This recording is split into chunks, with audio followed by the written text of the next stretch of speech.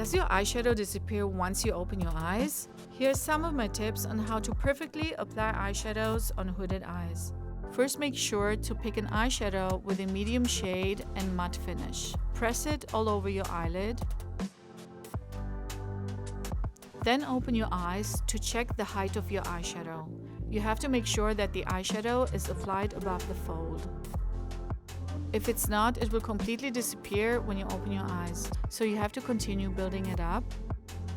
This will make your eyes appear more open and will visibly lift your eyelids. Next, pick a light transition shade to blend out the border of the darker eyeshadow. Avoid going into the crease and focus only on blending the upper border. If you want to give this eye look a little bit more of a pop, then pick a metallic medium eyeshadow and press it gently onto the center of your eyelid. Curl your lashes and apply mascara. Voila!